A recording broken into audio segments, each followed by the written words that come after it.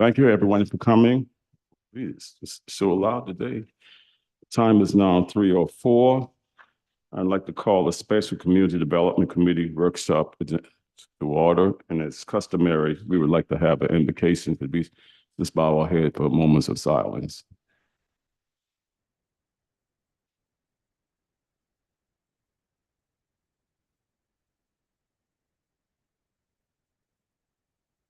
Thank you. So we will get right into it, people. Before we start, I would like to call Mr. Tim Keene here up to the mic and just let him do introduction of himself. I don't see Mr. Josh Martin here, but I wanted to give them opportunity to come in, just kind of split himself to you all, which I know him very well. I've worked with him over years, so I would like him to introduce himself.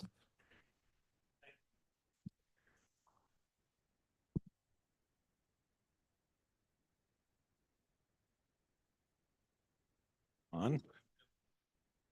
Oh, can you do it? Yeah. Oh, is that it? All right. Thank you.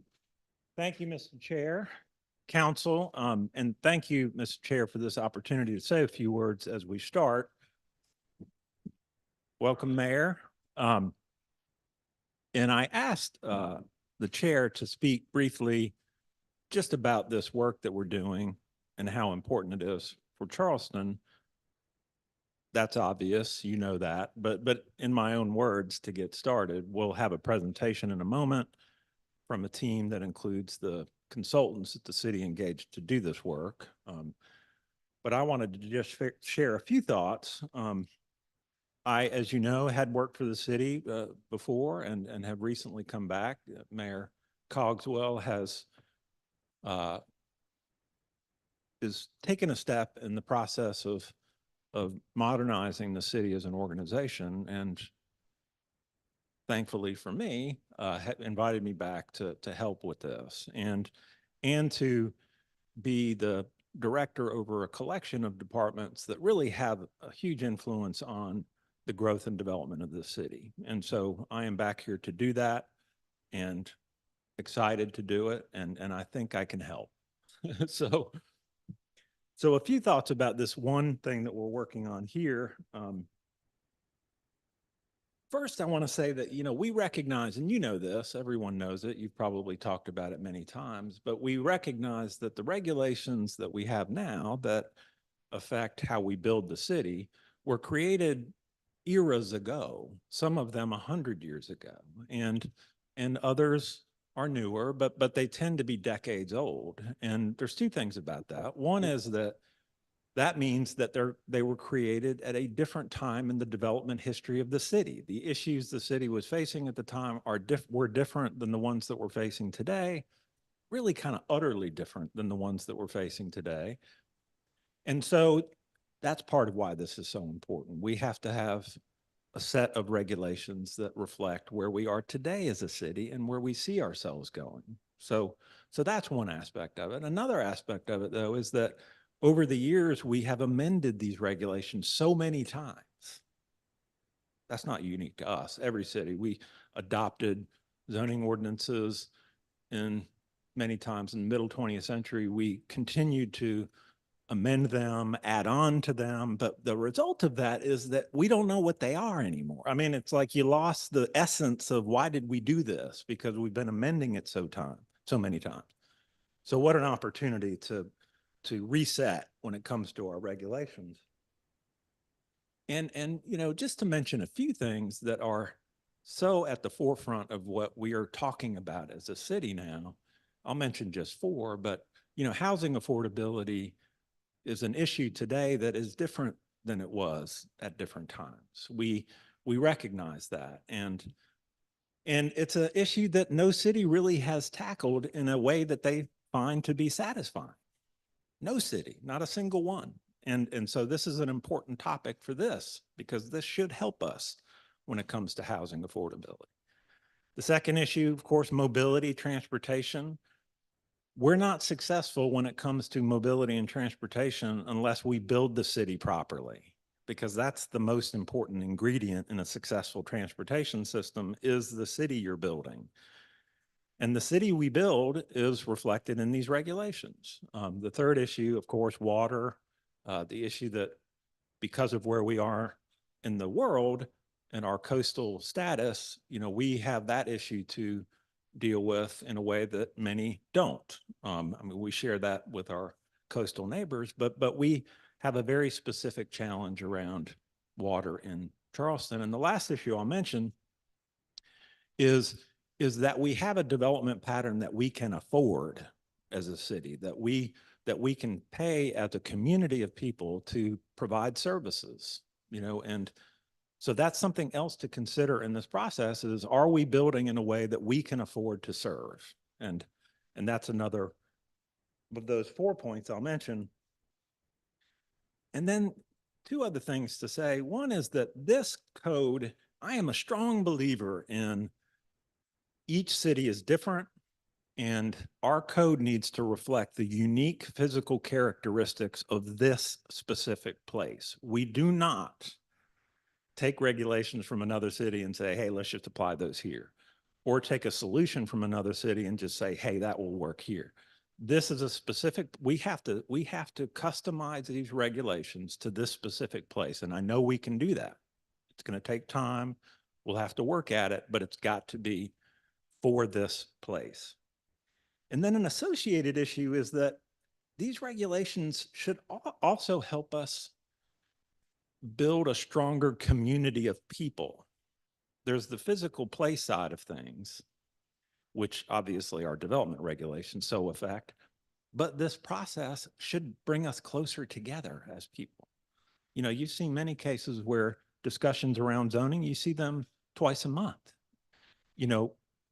Divide people or create division or lend themselves to division. Well, in this unique process that we're doing to remake our regs, we should have that expectation of this process that that brings us closer together, which means we have to recognize each other's opinions on these things and respect them. We have a council that serves districts. All of those districts matter. The opinions in those districts are relevant to this. We have to address the issues that we're each facing in ways that are respectful and bring us closer together. Let's not have this divide us. Let's bring us closer together. And that is absolutely possible.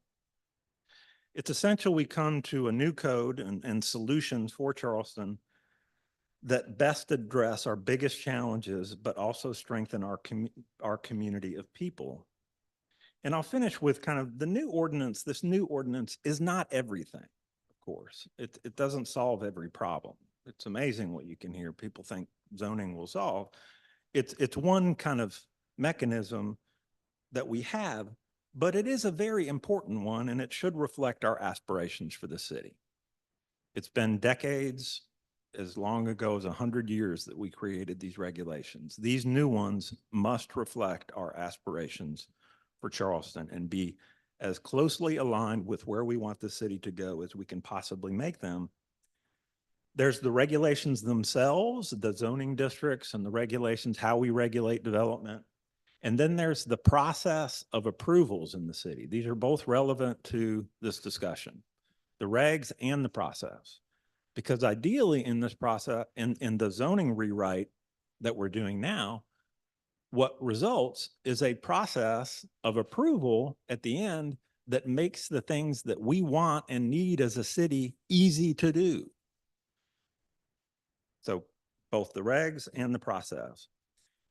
We are very early in this process. You'll hear in this presentation that this is a 5-step process that we're in the midst of. The first step was the initiation of the process last year. The second step was an analysis, kind of a looking at the existing regulations and evaluating how they're working or how they're not working, and starting to bring together some thoughts around these are the main things that we must do given the regulations that we have today. So this is the second step in the zoning rewrite process. There's more to come. So after this, we'll get into the actual drafting of things and the public engagement.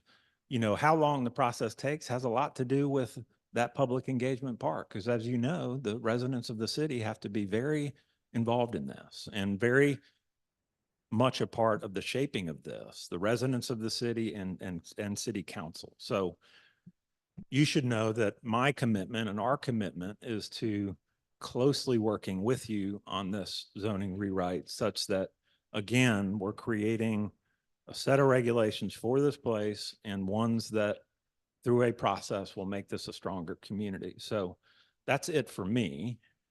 And should I ask if there's questions, Mr. Chair, or is that enough for me? I think that'd be enough for you. Okay, good. I had a feeling you'd say that. Thank you very much, Tim. And I can say Tim and I had worked together over the period of years, for years. And I found him to be a person that's very community oriented and a person that really gets out and get things done. So thank you for seeing you. I was looking for Josh Martin. He told me last night that he was going to be here, but probably something came up and he didn't make it.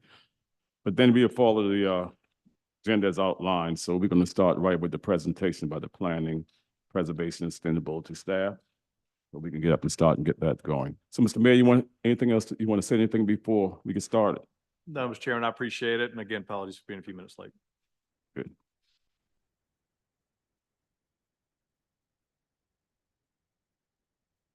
And I think they want the questions and answers after the presentation. I'd like to make this as informal as possible. So if anyone has questions as we go through the presentation, we're happy to stop there, but we can handle it in either way you would like. Okay, I'll look at it very seriously to see what we're going to do while we're going along. Okay.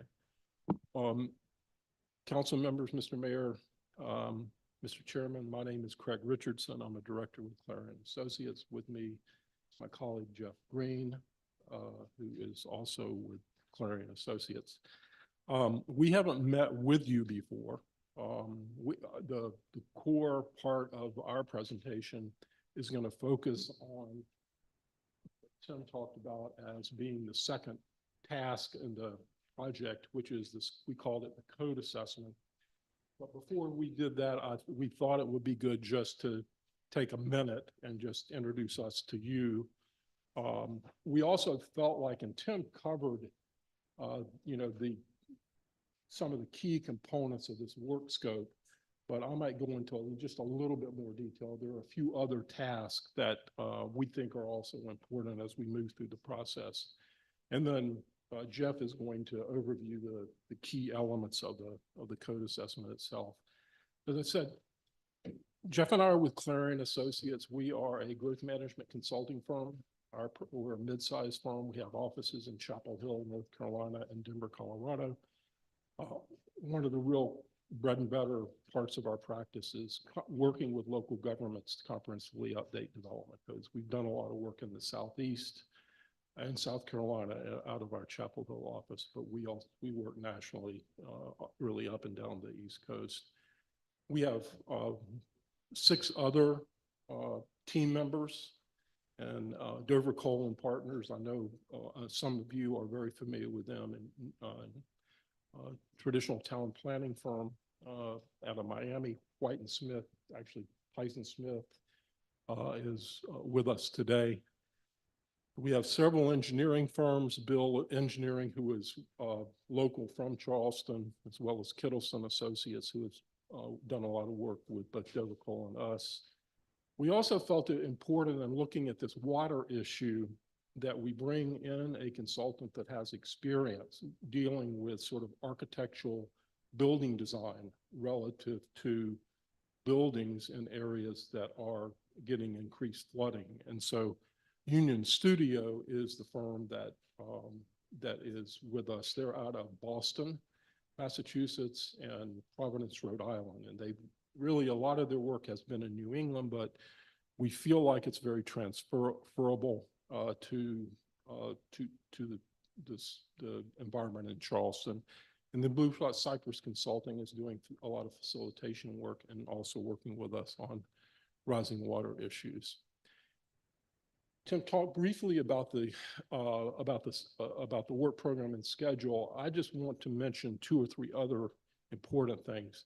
What we have learned in our experience in comprehensively updating development codes is it is important to have a structured, systematic process to go through this in a rational way. And based on our experience, we have organized this into 5 tasks. We've completed task 1, which is initiation. We're at the second stage. And just to focus on this code assessment for a second, and just to reiterate something that Tim said, you know, what we have found to be very helpful is, first of all, in that code assessment, and based upon the input that we received when we conducted public meetings, reviewing of your comprehensive plans, other policy documents, is to identify what the key goals are for the project. And the code assessment, and Jeff will cover this, we have identified 5 sort of overriding goals. Based upon the identification of those goals, we then just ask the question, we do the evaluation of the code and ask and answer the question, are your current regulations addressing these key goals? And in a number of instances, for a variety of reasons, they aren't. And then, so in other words, we target those areas as areas that are potentially in need of change in the update. And we also talk about based on best practices and other issues. Yes, sir, Mr. Mayor. We don't define, we have tried to synthesize what we've heard from the community. I mean, one of the things we state in the introduction to the assessment is, this is what we think we have heard. Do you think there are additional goals that we need to address? And I'm sorry. You're going to go over those, what you think Yes. those 5, okay. Yes, sir, we are. And as well as the sort of summarize the evaluation. Once we then, you know, the code assessment is then provided to the public. We have actually had a number of meetings to date on these. We have heard from the committee. I'll talk about that in a second. Only after that, and we receive input and direction from the community and from the council and the mayor, will we move into the next stage, which is the actual drafting. And, you know, typically, very typically, we will hear from the community or from the elected officials, yeah, you're right on 3 or 4 of these goals, but you need to change the 5th goal, or we need to add a goal. And we'll also get input on areas in need of change and recommendations on how to make that change. That's when we start the drafting in task 3. That is, you know, by that point, we have a framework. We have had a input from the community. We have, based upon, or as part of the code assessment, there is also a proposed outline of how the new structure would look if the goals are addressed. We do the drafting. Your current code is a big document. We break it into installments instead of handing the community a 500 to 600 page document. We'll provide 150 pages of the procedures or 120 pages of the zoning districts and uses. And so we logically divide up these installments. And then once we've drafted an installment, we will then release that information. We'll conduct meetings on it. We get input and we go through this process. And at the end of that process, which is going to be the heavy lifting, it's probably going to be 12 to 14 months to get through that task 3. We've received input. We'll begin to make revisions based on direction we get. And we go to task 4, and I want to highlight task 4 because we feel like it's important to conduct task 4. Task 4 is called the testing task. In other words, a development code is a very complex document. What we have found there can be unintended consequences when you put the code together. So we actually will go out and we will test 5, 6, 7 sites in Charleston, compare what you could do under the old code to what you could do under the draft code. And asking the question, are we achieving the goals we want to achieve? Is this going to work on the ground with specific pieces of land? We have meetings on that. We invariably make modifications or refinements to the code based upon the results of the testing. And then we have a document that's had a significant amount of input from the community, and we will produce a public hearing draft. So those, I wanted to take a little extra time on that, but I wanted to make sure, council members, Mr. Mayor, that you understood sort of where we're going. I'll also mention we have a project website for those of you who are interested. The address is down at the bottom. For example, the code assessment is on the website. We actually also put a survey out for the community to respond to. We've received 300 responses, which we are currently going over. I also mentioned the meetings we have had on the code assessment. We have met with the community advisory panel, which are appointees by the council, the planning commission, the technical advisory committee, which is primarily staff members. And then we did a public meeting. I'll say the meetings with the community advisory panel and the planning commission and the technical advisory committee, we spent about 2 to 3 hours with them. In fact, we had several meetings with them to get input on the code assessment. So with that, that's sort of the background I wanted to go through. And I am going to turn it over to Jeff, who is going to cover summarize. Thanks. Thanks, Craig. As Craig mentioned, there are 5 key themes. Just very quickly to take you through the organization of the assessment. I know that you all have copies at your desk. There's a brief introduction that provides a general overview of the assessment and how to read it and some of the key elements that we have evaluated of your current zoning ordinance. Then there's the diagnosis, and that's where you find those 5 goals that Craig talked about and the key themes that based on our meetings with the community, based on our review of your existing ordinance, that we think should be addressed in the rewritten zoning ordinance.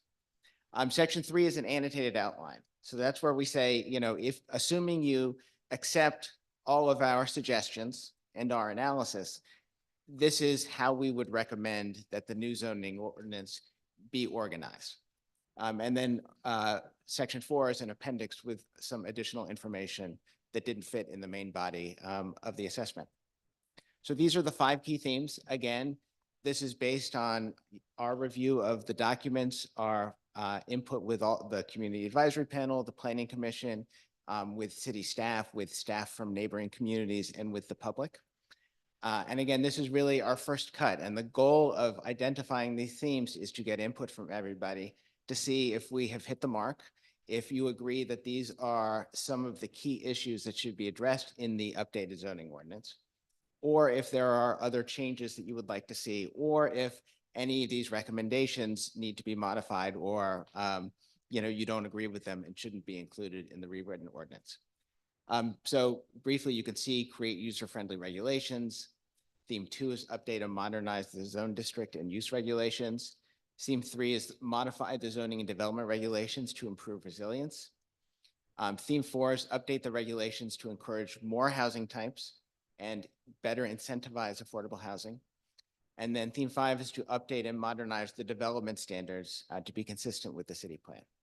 So again, I'll go through each of these in order. As Craig mentioned at the beginning, feel free to interrupt with questions at any time. One thing that Tim Keene had mentioned that I think is important and needs to be either incorporated in each of these 5 points or an added point would be process. Mhm. Because we have been having a lot of issues regarding process. So just wanted to keep that in mind. I'm assuming it would be included in some of these, or would it need to be a separate? Yeah, so actually, in theme one in the assessment, we have probably about half of it is about the current review procedures. There are suggestions about reorganizing them to putting all of the review procedures in one section of the updated zoning ordinance, reorganizing them so they're easier to understand and for landowners, members of the BAR, the DRB to follow, and also changes to make it more predictable and a more efficient process. But we have taken a close look at that as well. Overall, if you look at the zoning ordinance today, it's very much a wall of text. As Tim noted, this is an ordinance that was last comprehensively updated decades ago. It's been updated over time frequently, but it hasn't always been done so in a comprehensive way. And so you have provisions sort of scattered throughout the zoning ordinance, which it makes it really hard to understand how everything fits together. So one of our key suggestions is to make the structure of the updated zoning ordinance more logical and intuitive. You can see on the right, that's a proposed outline with, you can see the administrative procedures would be all collected together in Article 2. Zone districts and use regulations, which fit together, would be in Article 3 and 4. Your development standards, off-street parking standards, landscaping, lighting would be in Article 5, along with your subdivision standards in Article 6. And then your definitions would be in Article 9. So all of the definitions that apply within the zoning ordinance would be located in one place to make it easy for people to find definitions and better understand the meaning of different provisions. I mentioned sort of the wall of text. We think there's opportunities to add lots of graphics and illustrations that help explain complicated zoning topics, as well as to make better use of tables to present information. And again, document formatting, we have an example right here. This is from one of our other codes. Today in the current zoning ordinance, it's very text heavy. There is a table of dimensional standards, but the way it's set up, we think there are better ways to do it. So this is an example from one of our other zoning ordinances that we've prepared. You've got your purpose statement with photos and illustrations that show the type of development that is desired in that district. You have a reference to the use standards, which would be here in Article 4. At the bottom left, you have a table of dimensional standards. And at the top right, there's a dimensional drawing that shows, based on the dimensional standards, things like minimum setback requirements for the front, side, and rear, maximum height, parking requirements, that those are all how that would sort of fit together for development on a site. And you can't tell, but there are little sort of numbers to the left of the table, and those are shown on the dimensional drawing. And so they relate exactly the standards that are being referenced in the table to the drawing. And then on the bottom right, there are the references to all the other applicable standards, the development standards, parking, landscaping, so that landowners, when they're looking at the document, can see, in one place, everything that applies to their property. Now, there are some districts that will take more pages, but generally, this is the type of layout that has worked in the past and that we suggest for the updated zoning ordinance. Very close look at your existing districts. We spoke with staff and the public about challenges with it. So we have a number of suggestions around modernizing and restructuring and streamlining what is a very large number of zoning districts. One of our key proposals is to have a separate set of districts that apply in the historic area on the Lower Peninsula, where the Old and Historic District and the Old City District apply, and another set of residential, commercial, and mixed-use districts that apply elsewhere in the city. And getting to Tim's point earlier about making sure this is a zoning ordinance that is not just off the shelf, but is really customized for Charleston. That's something we haven't recommended in a lot of different cities. And the reason for that is that, historic Charleston is very different from most other places in the United States, much less the city. It is hundreds of years old, as opposed to the rest of the city, which is less than a century old. It was formed long before the automobile. And there is already a rich neighborhood fabric of streets. And people come to Charleston because of that rich fabric. The current zone districts that apply in the Lower Peninsula have setback requirements, and they're intended to apply both in this historic area as well as elsewhere in the city. And that means you end up requiring a lot of different variances and a lot of other exceptions in order to make development work that fits the fabric of the historic area. And so our recommendation is for a separate set of districts. They would use contextual standards. So instead of having fixed setback requirements, the standards for new development or redevelopment would be based on existing development. It could be, development next to it. It could be development on the same block face. And that, these are all implementation details that we'd love input about and would need to be worked through before we begin drafting. The Board of Architectural Review standards and the Old City Height districts, those would all remain unchanged. And that's part of why we think this would work, is because there are so many other standards that control development within the Lower Peninsula. And we also think that by doing that, you can adjust the zoning districts that apply outside the Lower Peninsula and have better quality of development, because you can have these districts that apply for this area only, and not also for the historic areas on the Lower Peninsula.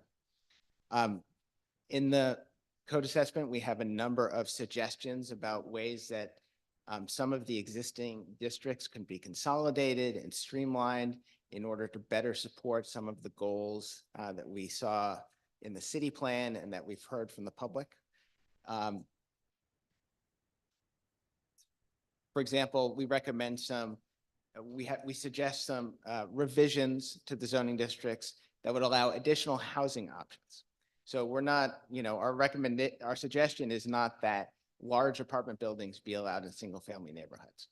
And we do suggest retaining some of the existing single family neighborhoods, but there are a number of multifamily districts that have very similar standards. And we think by simplifying it, that it can help meet some of the housing goals and the other goals in the city plan. We think there's an opportunity to allow modest commercial uses in some of the residential districts, particularly along the major intersections. Did you have a question? Yeah, can you explain and give me maybe an example for that? For which one? The one you're speaking on now, the modest commercial uses? Sure. So these could be small retail shops, limited in square footage, limited in building footprint. So it would obviously be up to the community to decide what kinds of uses would be allowed there. We're thinking, perhaps restaurants, perhaps not bars. Thinking of the types of uses that would fit depending on where they're allowed, if it's just along major intersections or if it's also allowed in other parts of the district. We think one suggestion is to simplify some of the commercial districts. We propose some neighborhood compatibility standards a little bit later on that can address some of the rationale behind a commercial transitional district as well as a limited commercial district, particularly in the Lower Peninsula. And there are a large number of overlay districts. Some of them we think are really important, reflect Charleston's status as really a tourist hub. So the accommodations district, it's a very unusual overlay district, but we think it's important given the challenges that you all face. Yes. So can you give a little bit of clarity on just higher level? How much of this effort is a cleanup effort and clarifying effort to, I guess, clean up decades of Frankensteining this together versus changing or refiguring where zoning's are currently. Does that make sense? Yep, absolutely. Overall, a lot of the project is a clarification. For example, we are recommending retaining the Upper Peninsula District, but we would bring it, from the separate section where it is today and bring it in with the rest of the zoning districts. Same with the agricultural districts. There are a lot of the district recommendations as well they're largely a simplification, a reorganization. For example, there are a lot of those DR districts that have very similar standards, that have very similar density requirements. And we think that there are opportunities to combine them. And so you'll have sort of fewer districts, it'll be a more streamlined code, and you'll meet the goals in the city plan of allowing additional housing opportunities within the city. But it is not a really substantial shift from what you have today.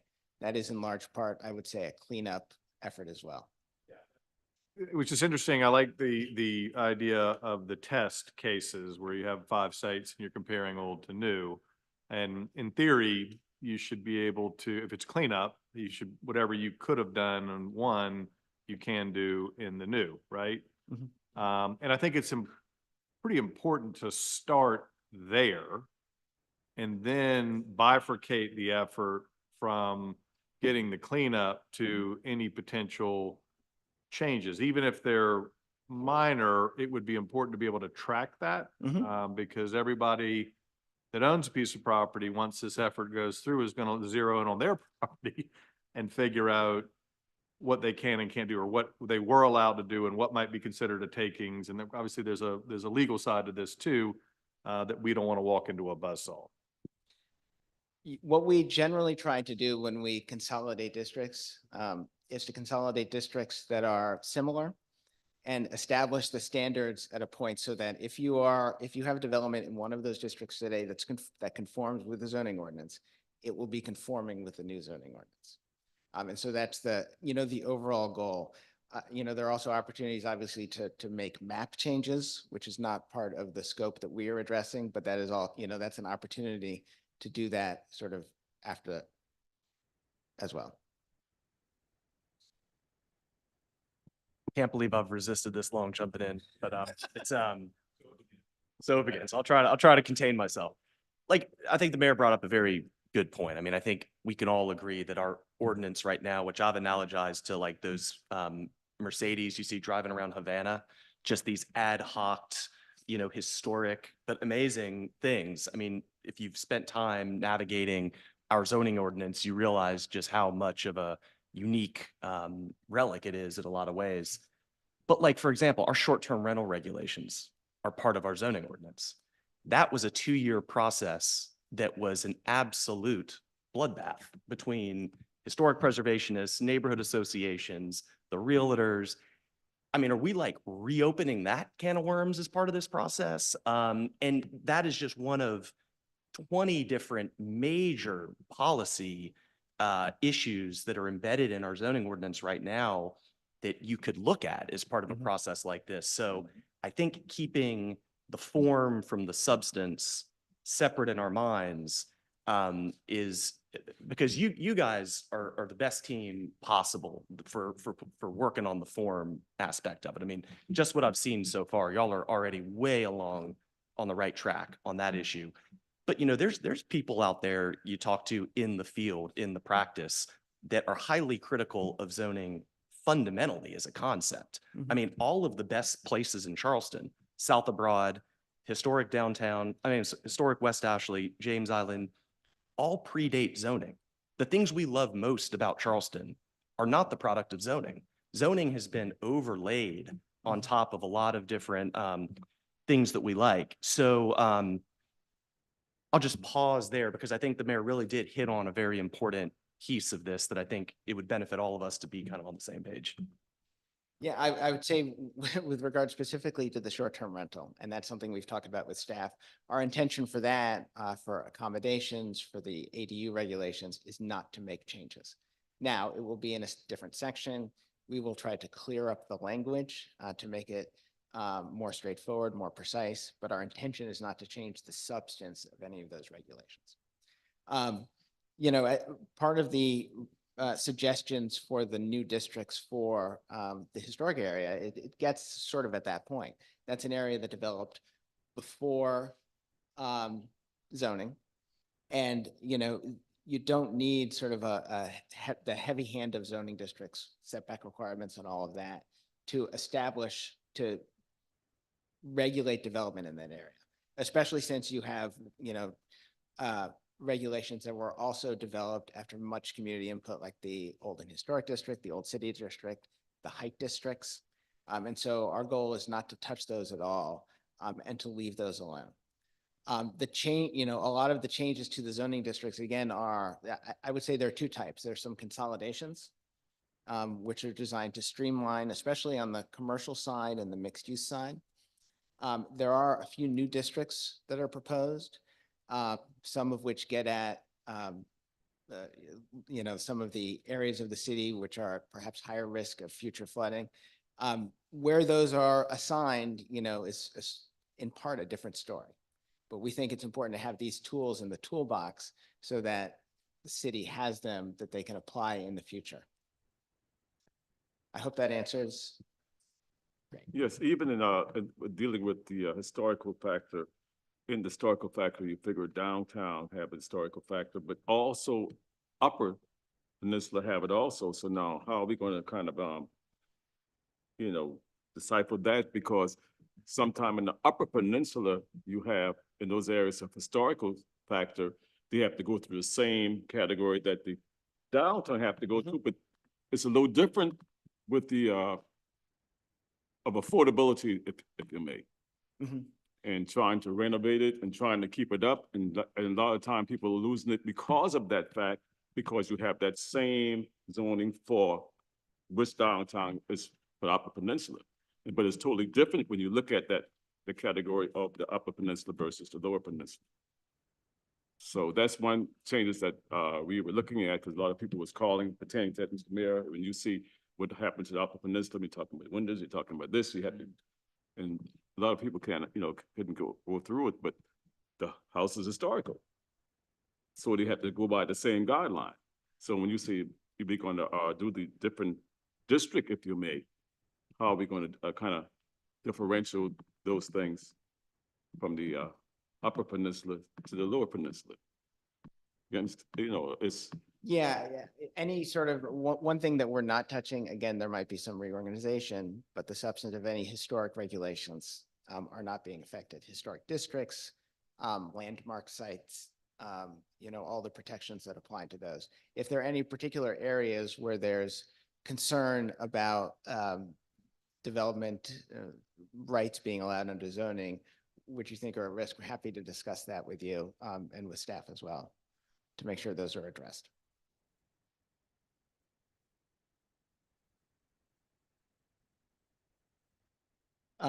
I was talking about, I think that the overlay districts, again, keeping those that are important, but there are a number that we suggest can be addressed through development standards or in other ways. One area that I'd like to point out is there are a number of districts that are similar. We have proposed changes to the zoning districts that, if adopted, we think would accommodate development throughout the city. There are certain districts, though, which are used in the city. People have development rights under them, and we think it's important that those landowners continue to have the same rights, excuse me, to develop under the new zoning ordinance as they do today.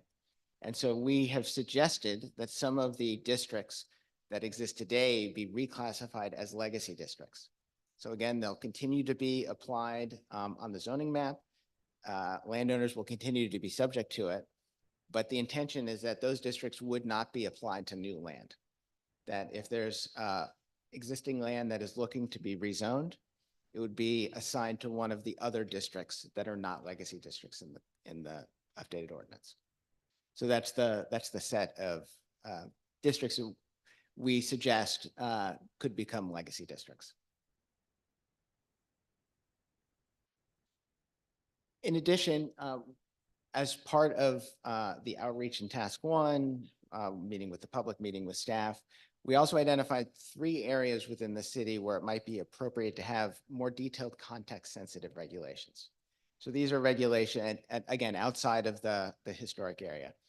And these are areas where we thought it might be appropriate to have form-based regulations. So again, form-based regulations are much more focused on the relationship of buildings to the streets, a little bit what, like what you see in downtown where parking is located, architectural standards on the buildings, instead of the different uses that are allowed as under a more traditional zoning ordinance. As part of this process, we looked at 3 different areas, and we have suggested that it would be appropriate to implement form-based overlay districts in these 2 parts of the city. So in West Ashley along Rittenberg Boulevard and Savannah Highway, that's the map you can see on the left, and then out on Johns Island along Maybank Highway. And so we're actually working with Dover Cole and Partners on public engagement to sort of better define what those would look like and what regulations would apply. On this one, you don't have Citadel Mall in there because it's in a PUD, Correct, yes. but wouldn't you want that to inform what and to at least sync with what you're talking about? We would coordinate, in our discussions with staff, that since there is a different process going on with that, that it would be appropriate to leave it out and have, because that's one landowner, that's a sort of a different scenario than along these different corridors where there are a lot of different landowners involved. So, yes.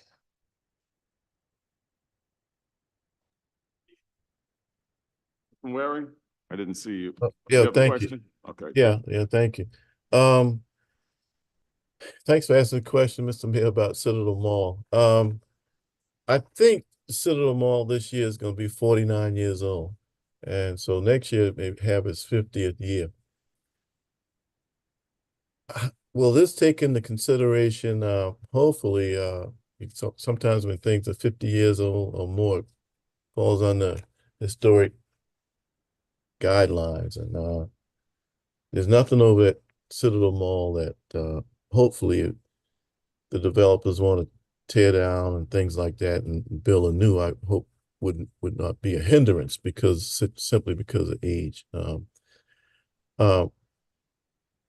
Is there going to be anything that I know we're early on into the process, but I don't want the unintended consequence of being 50 years old to hinder what can be revitalized or build a new open concept, if you will, to occur at Citadel Mall.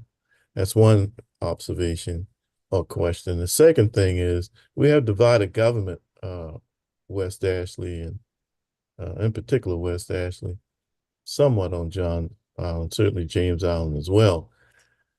In our planning process, are we going to coordinate anything with the county's planning?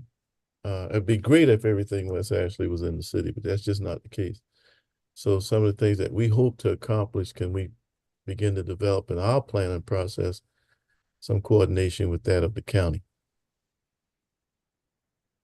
Thank you, council member. Yes, we getting at your second question, we have coordinated with the county. County staff is on the technical advisory committee, and we've met with them specifically about these projects.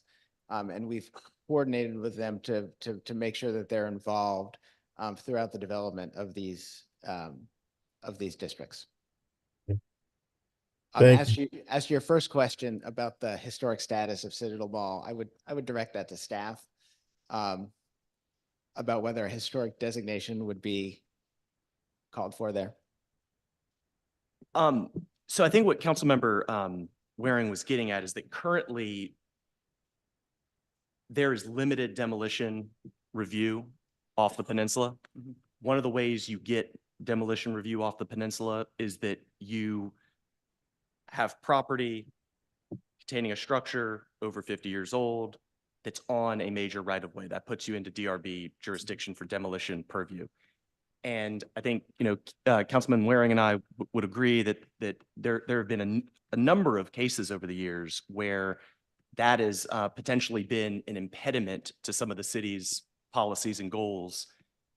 For example, revitalizing West Ashley, because when you put a demolition request before a public body Mhm. that gets politics involved, it can create problems. It can create uncertainty for the development community. And it's a challenge, not to mention the fact that it's just simply cutting, it's to say that everything that's 50 years or older is historic and deserving of protection is just very sloppy work, frankly, on especially in a place like West Ashley. So my question would be, is the concept to replace form-based zoning with DRB review? In other words, like, form-based zoning is a way of sort of objectifying, making more objective design criteria rather than putting it into a subjective hands at the quasi-judicial level. Is the idea to sort of replace that, or to, because I'm worried about, we're talking about streamlining. Are we talking about layering this on top of one another here in West Ashley with these context districts?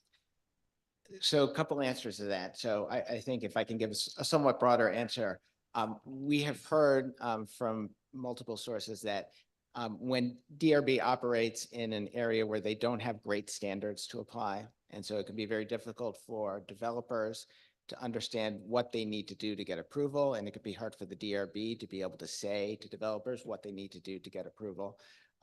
One of the suggestions is to have some more objective design standards to help guide that process. Regarding these form-based districts, the concept is that these would be overlay districts. So if you own property in one of these areas, you could develop under either the base district, which would likely be a variant of the district that applies today, or you could develop under the standards of this form-based alternative overlay district. And these districts would be designed in a way that the intended form of development would be denser, more walkable, mixed use, and the regulations would be designed in a way to incentivize developers to develop under this form-based overlay. And because they have an opportunity to develop greater intensity, greater residential density, things of that sort. And so that's how these are intended to operate.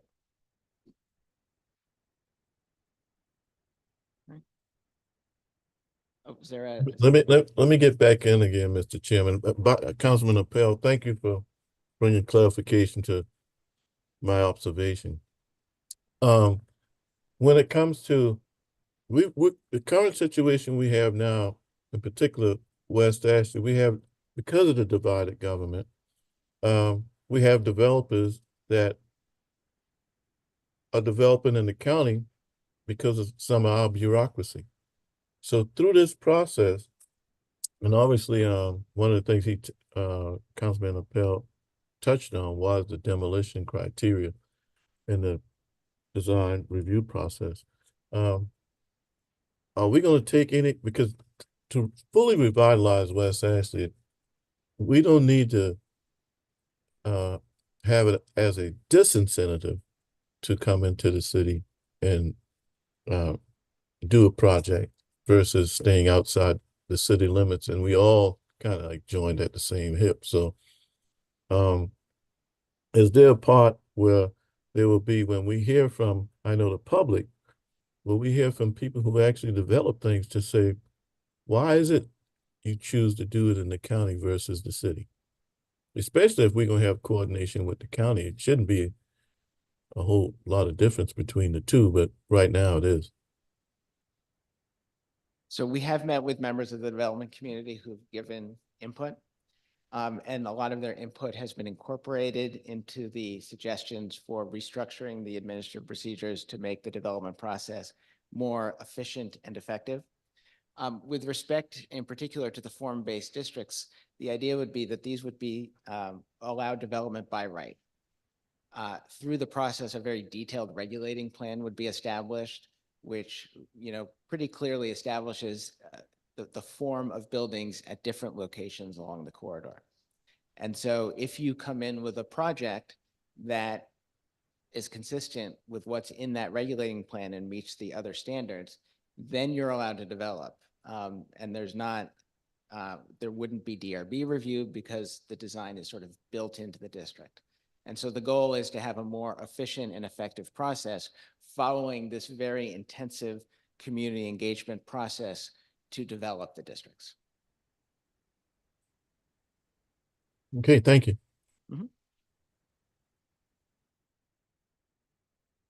Very briefly about the use regulations. You have a use table that's based on the 1987 Standard Industrial Classification Code. That's old. A lot of the uses lack definitions. You need to go Google an old 1987 SIC document in order to find them. A lot of the use standards they're not collected together in the current zoning ordinance. They're scattered throughout. So one of our suggestions is to move away from the SIC code framework and to have a modernized use framework. So it'll have what we think is a better designed use table, like the example you see on the right, with each use defined, with precise definitions, organized in a way that makes it easier for people to understand what uses are allowed, what uses are not allowed. So that's one of our recommendations and a lot of that gets at streamlining. So our suggestion here is not to radically change the types of uses that are allowed in different districts, but to make it more clear what uses are allowed in what districts, what each use actually means, and to make it easier to find the applicable regulations. Theme 3 is about enhancing resilience to the rising water environment. So I think it's clear that water levels have been rising. There's been increased flooding in the city. The city projects in its most recent plan 14 additional inches of sea level rise by 2050 and even more in the following decades. And so one of the key policies in the city plan is making sure that new development is resilient to rising water. And the plan also notes that that is important to the economic vibrancy of the city moving forward. And, there are a lot of efforts underway to better sort of identify the threats from a rising water environment and to address them in different in different ways. In the code assessment, we provide some suggestions for ways that it could be addressed. And so if you have any questions about those, but again, this is, the beginning of the conversation. We're very interested in learning what steps that you think should be taken, based on our proposals, based on some of the things we suggest, what should be incorporated into the new zoning ordinance to ensure that in the future, as Charleston continues to develop, that new development is as resilient to rising water, to storms as possible.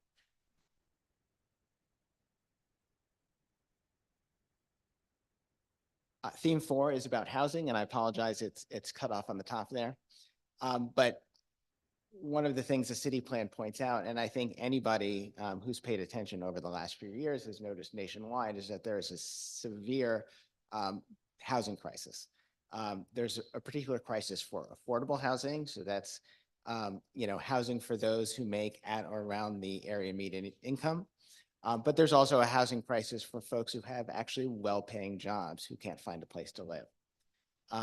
One of the issues we've identified is that in the city, there's a lot of land where you can do by right single-family homes detached, but there's not a lot of land where you can do other types of housing, more moderately dense housing, the so-called missing middle housing types. City plan calls for a diversity of housing types to be allowed in the city, calls for different housing options, including in mixed-use development. Mixed-use development obviously can help as well by reducing the number of automobile trips that are needed for folks living in these areas.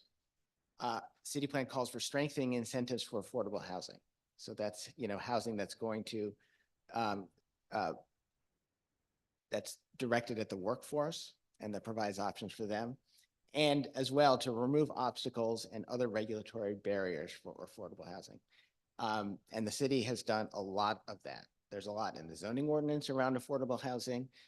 There are incentives, there are policies outside of the zoning ordinance, such as the Priority Affordable Housing Program, which makes the development review process more efficient for qualifying affordable housing development. But we think that there are opportunities to do more.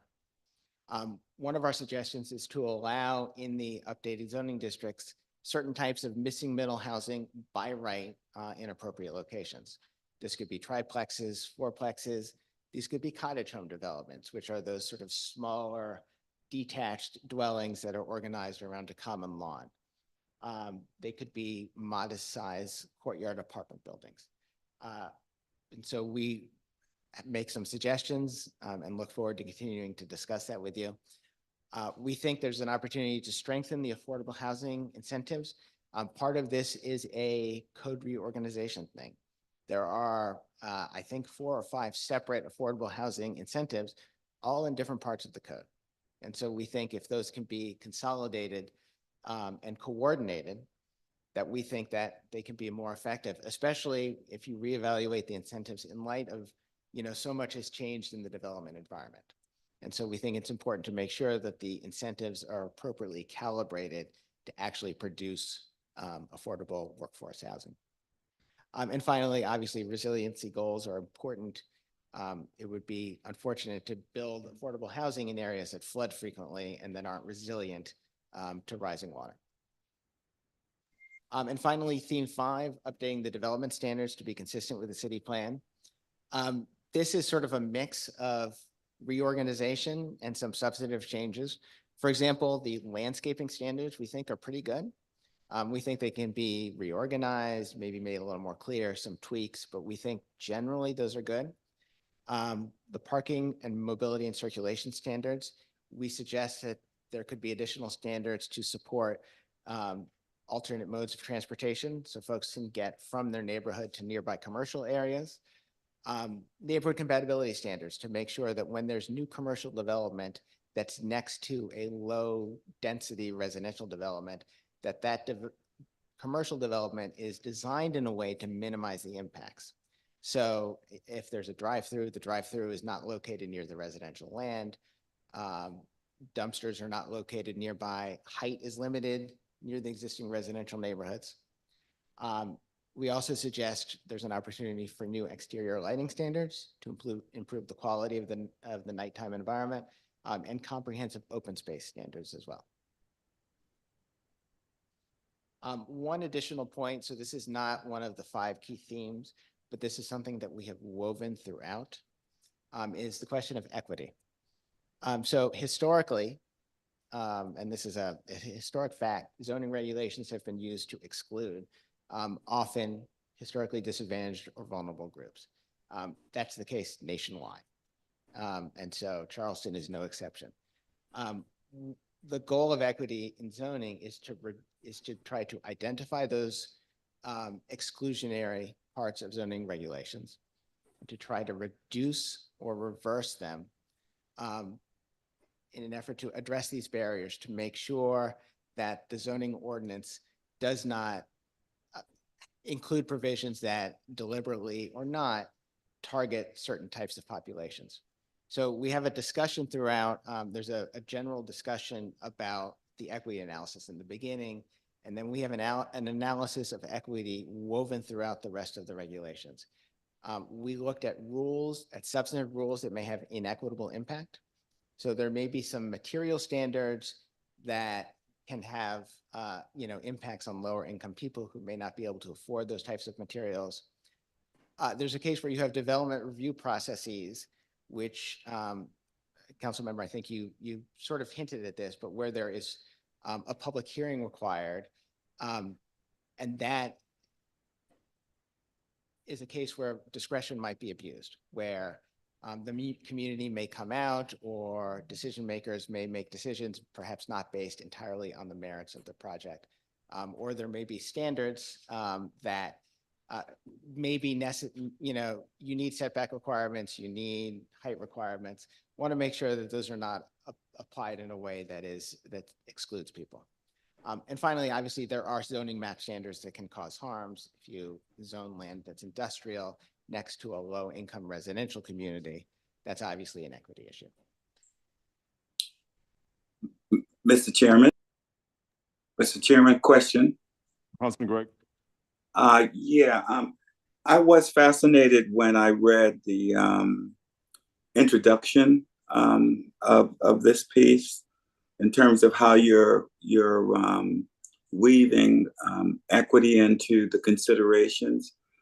One of the questions that still puzzles me after I read through it is, what do we do, if anything, to compensate for the zoning practices that has substantially decreased wealth creation for certain populations in our city? That's the first question. The second question is, you also had a very lengthy discussion somewhere in it regarding neighborhood input and requiring neighborhood input, which is a little different from what we have now. My question is, how would we define neighborhood? A lot of times we have neighborhood associations, and those neighborhood associations generally is supposed to represent the needs and the wants of the community, but oftentimes they don't. And so my question is, how do we expand beyond the neighborhood association to have a more encompassing participation of the neighborhood in general? So if I can address those questions in order, I think to the first point, in the context of establishing zoning rules, we can certainly look at the rules and make sure that they are as equitable as possible. Unfortunately, through a zoning code rewrite, that's not a great way to sort of address prior discrimination. So one of the things that we can, I know the city has done a lot of work on sort of identifying past inequities. I know the city plan talks about the African-American settlement communities. But I think what the zoning ordinance update can do is try to recognize those and make sure that moving forward, those are no longer barriers. As to the second question, we have a suggestion for the procedures to include a neighborhood meeting process.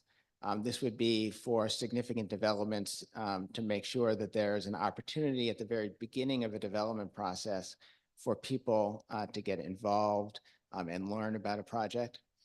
I think there are other suggestions in there around notice. There are many different ways to notify people when there are development projects that are being proposed. There's traditionally, posting on property, there's mailing notice to people. We have some recommendations for additional forms of notice that the city might consider doing. For example, mailed notice is something that a lot of cities do, a lot of states require it. But mailed notice generally goes to the owner of the property on the tax records. So it does not go to somebody who rents, and so who may live in the area and may be interested in development. They won't get notification. And typically, in a lot of cases, renters are lower income, and so that's the group that is being unintentionally excluded from participation in the development review process. One of our suggestions is that there be additional, notice required to the people actually living at that site as an opportunity to try to get more people involved. And we can continue to work with staff on figuring out additional ways to make sure that individuals are informed of opportunities to get involved in the development process. Okay, As, so as a follow-up, you mentioned renters, and many of our neighborhood associations, at least one in particular, don't even allow, in some cases, renters to vote. Now, that's not something that I think that you will be focusing on, but it's probably something that we as a city need to tackle at some point, because there are some neighborhood associations that we have which restricts the participation of renters when it comes to making certain decisions with regard to the neighborhood. I'm very uncomfortable with that exclusion because I think that renters are an integral component of any neighborhood. Is there something in the zoning when we talk about neighborhood participation, because you did mention renters, that we're going to be able to make sure that when we talk about neighborhood participation, we're not excluding certain populations? I think the approach is to cast the net as widely as possible. That is unfortunate that that some neighborhood organizations may not allow people who rent to be a part of the organization. I think in the zoning ordinance, the best way, or one way to do it, is to make sure that there's, to make sure there's broad notice of development, excuse me, and B, to the extent possible, where there's a concern that there might be efforts to exclude, to update the development review processes to have clear standards, so that it's not a it's not a popularity contest. Now, obviously, there are some decisions such as rezonings that are legislative decisions of the council that will have to go through that process, but there can be other, administrative approvals, and it's finding the right balance between making sure people have the right to do what they want with their land and making sure the neighborhoods can be involved. And that's kind of the balance that we're trying to strike here. Councilman Gregory, do you answer your question? Yes, it did. Okay. I mean, we'll get into it further later on down the road. I just all wanted right. to throw. I think Yeah. Councilman Bell have a question. From that, we go to Keith Waring. Thank you, Mr. Chairman. And I'm going to piggyback a little bit on Councilmember Gregory right now, and I'm going to say something a little controversial. Public comment, neighborhood engagement is not always a good thing, especially when you're talking about affordable housing. I've been to a lot of public meetings, BZA, Planning Commission, council meetings. You don't ever hear people jumping up with pom-poms and getting excited about affordable housing. What you hear in Charleston and around the country is every reason in the world why it shouldn't happen. That's why we don't have it. It's an over-politicized process where you have incumbents stacking the deck against new people arriving, and typically people of lower socioeconomic or minority backgrounds. So there's been measures taken in the state of California, state of Florida, two states that probably couldn't be more different politically, both experiencing extraordinary affordable housing challenges that actually make us look like we're doing pretty well.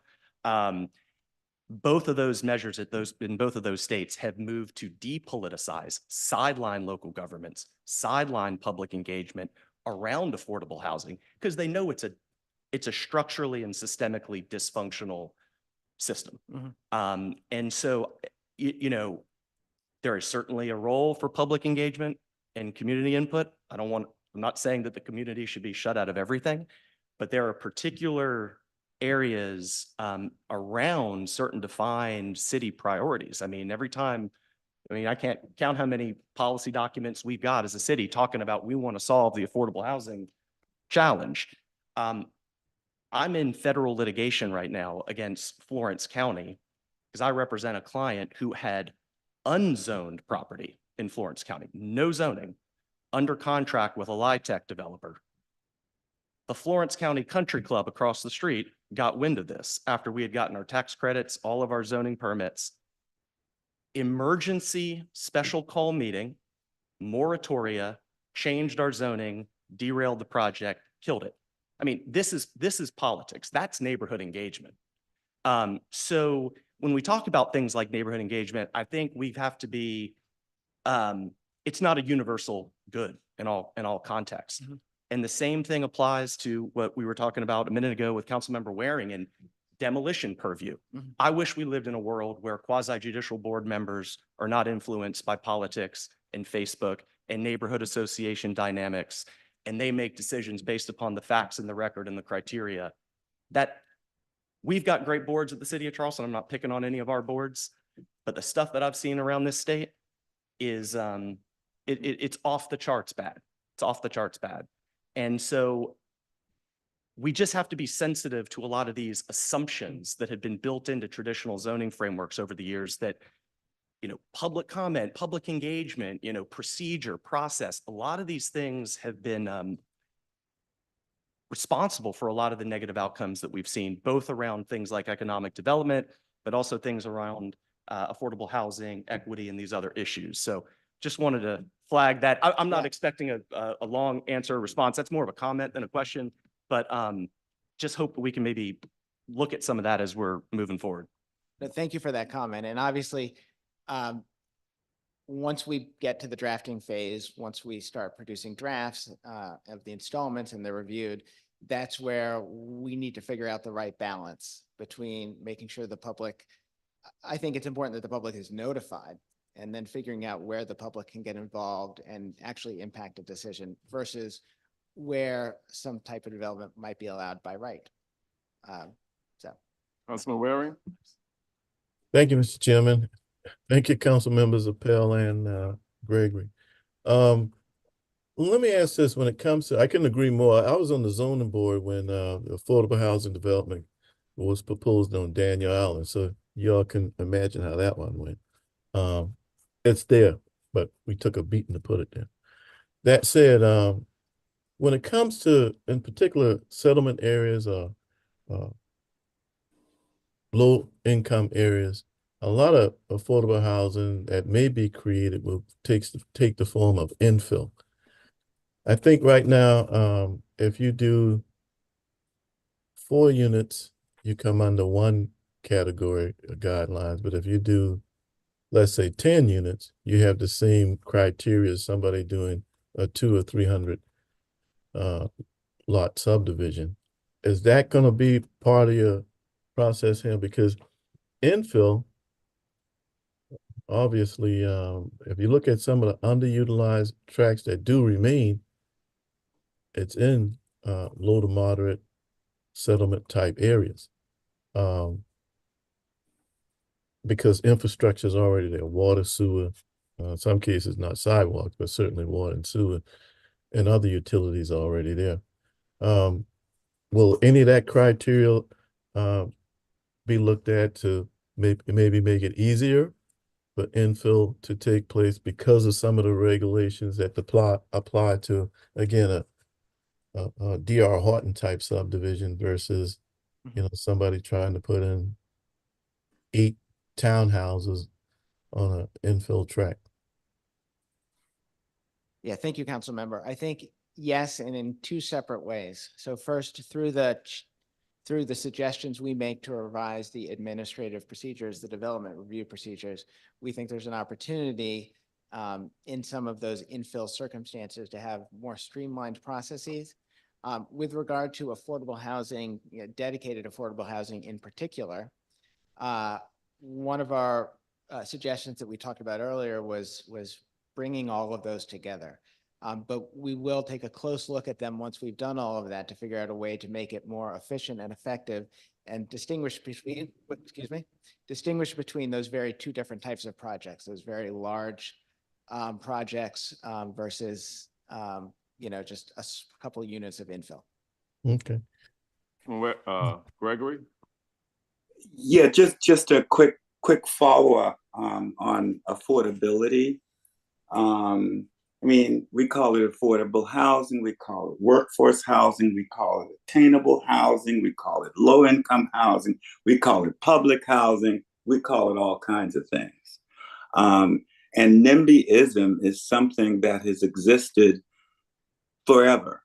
However, with the difference though now, when we talk about affordability, is that the face of affordable housing has changed from the old archaic views that we have on affordable housing, that it's for lower income, okay?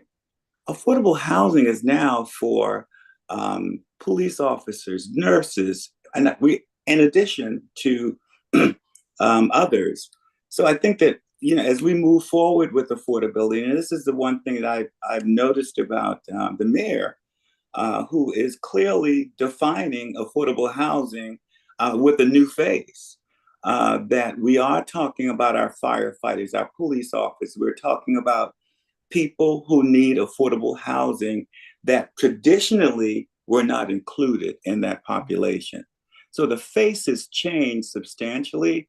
And I do think that we as a city now has the responsibility for continuing to educate people on exactly what affordable housing is today. I just wanted to make that statement. Thanks, Mr. Chairman. Mr. Chairman, I did have one follow-up, but I deferred to One. one last one. Oh, Will there be hopefully an accelerated process for city projects? For example, if it's a city project and let's say it had the city code of 1670, one of the problems is when our city gets involved with a affordable housing project, man, they got a long line, as opposed to hopefully having something that expedites it, because when it's delayed, it increases the cost and reduces the ability of the affordability of the aspect of the whole project. So will city projects be considered on a expedited process when this is all done? Our recommendation in the assessment is to make all of the affordable housing processes more efficient. If there's, something we could do to make sure that projects that the city is contributing to are, fast tracked as well, we can certainly do that. Mayor, you have everything else? Good. Okay. Anyone else have any questions before you proceed? Do you have some other information? We have one last slide. Okay. So as Craig mentioned earlier, we don't want to dump 700, 800 page new zoning ordinance on you at once. So we'll be preparing it in 3 installments. And I just want to bring Tyson up to introduce himself and just to talk a little bit about that.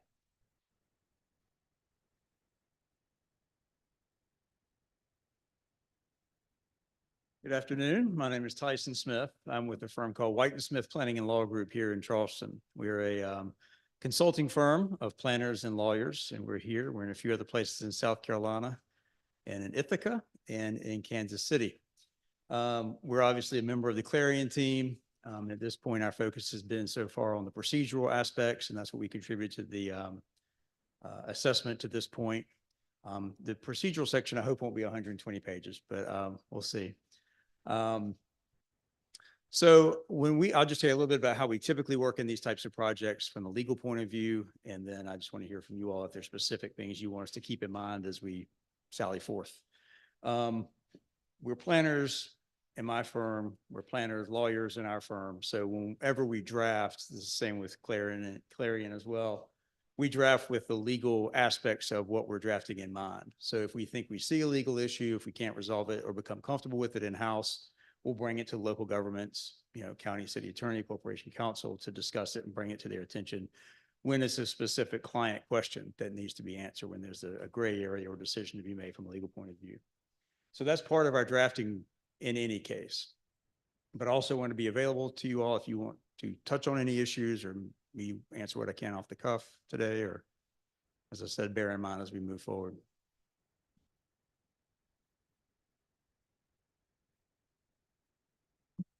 You're focused on the process, right? Yeah. Councilman Greg, you have another question? Or you just haven't taken your hands down? I have to take my hand down. I'm sorry. Thank you.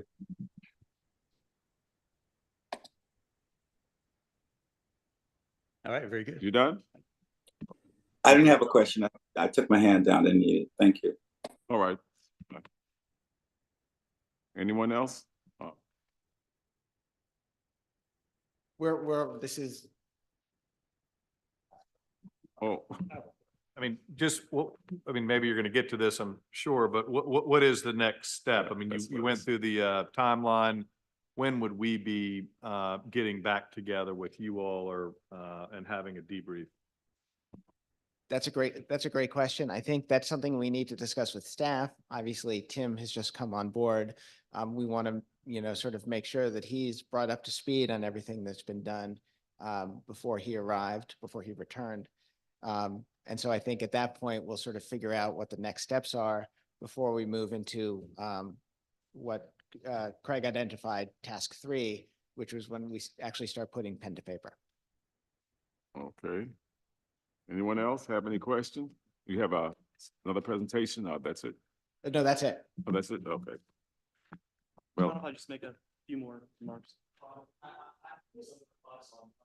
do it to myself, I promise. oh, okay.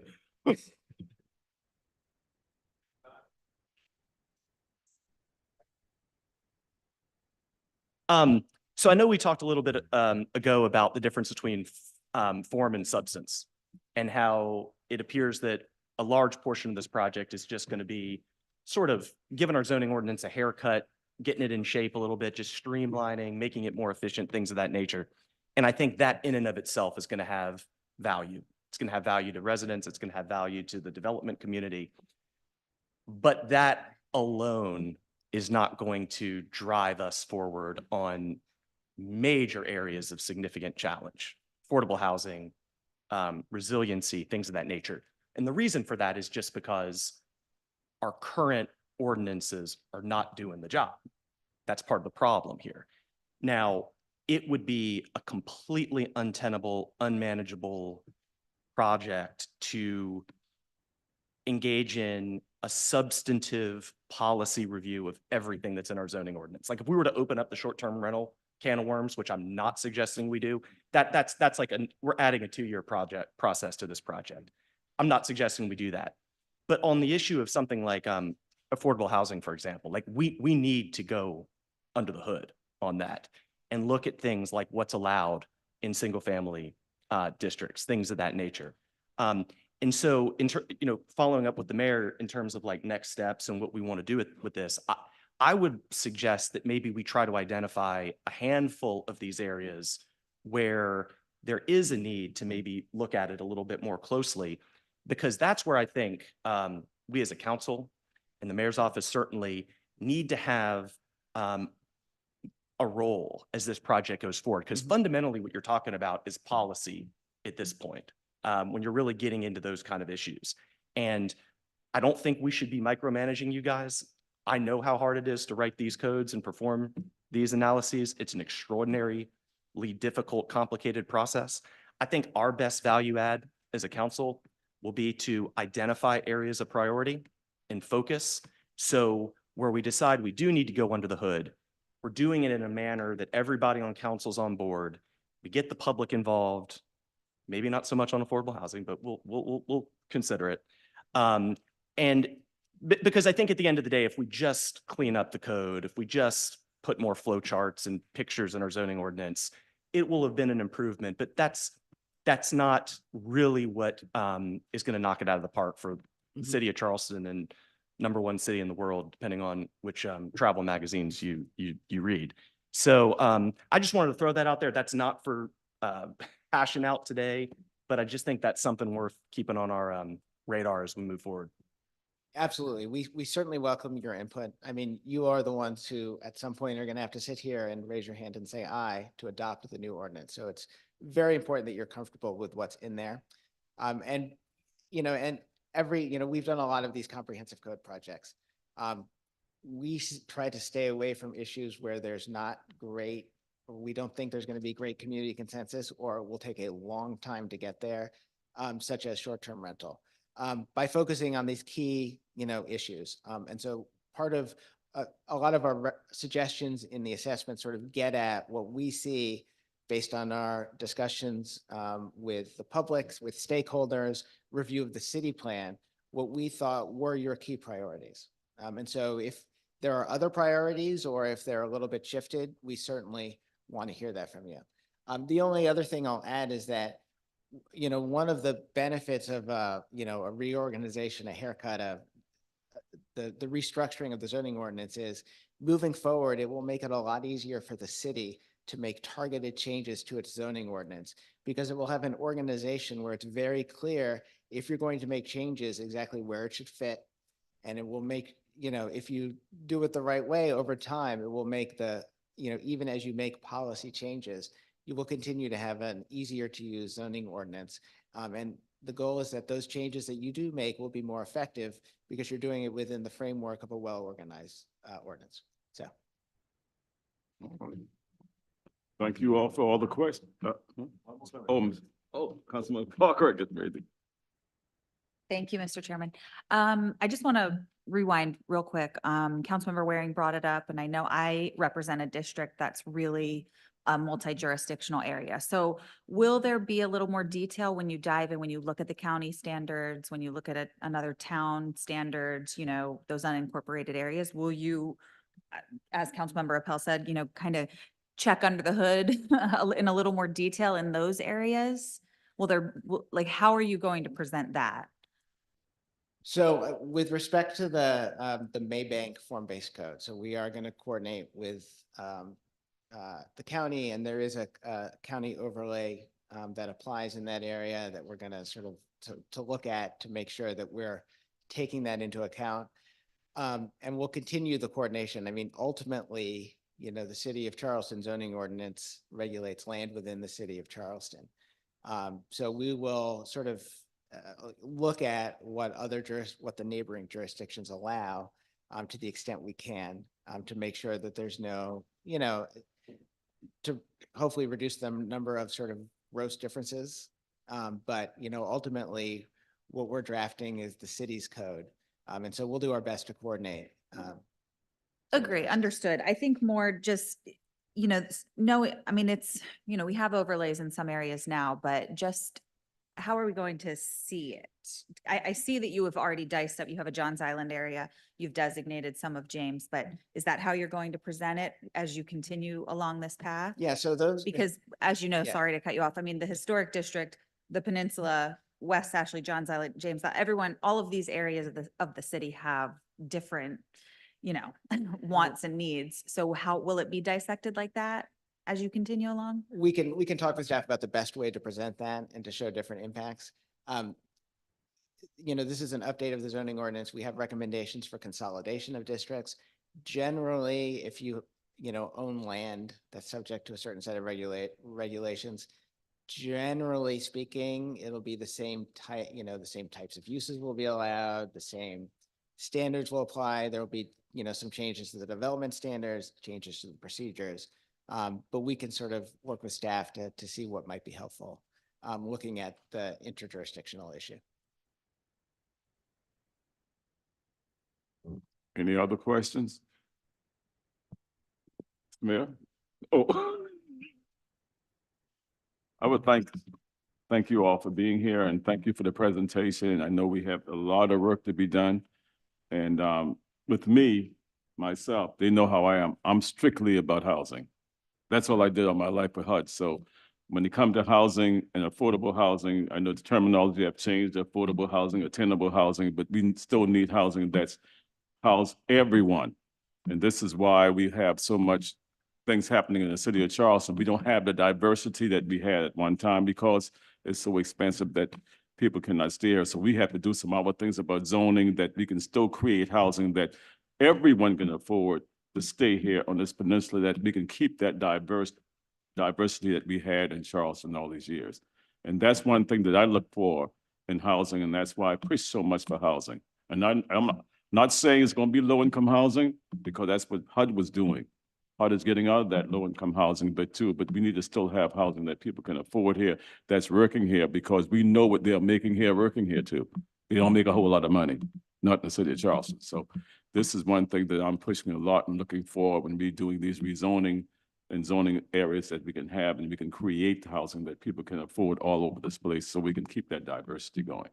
So that's what I'm pushing a lot for, and looking at the code and what we're gonna do here. So I'm just holding all mine till later, my comments till later. But if we don't have any other questions, everyone is fine? I got them. I'm just not gonna say them. Oh, okay, you hold it till next time. Yeah. So when we come back next, we'll have more information. You'll have more information to give, and we go, and we're gonna try to be expedient and try to move through it quickly as we possibly can, and trying to get some things done, because time is not on our hands sometime, you know. Thank you all very much, and if we don't have any questions, all is well, we can adjourn. Thank you very much.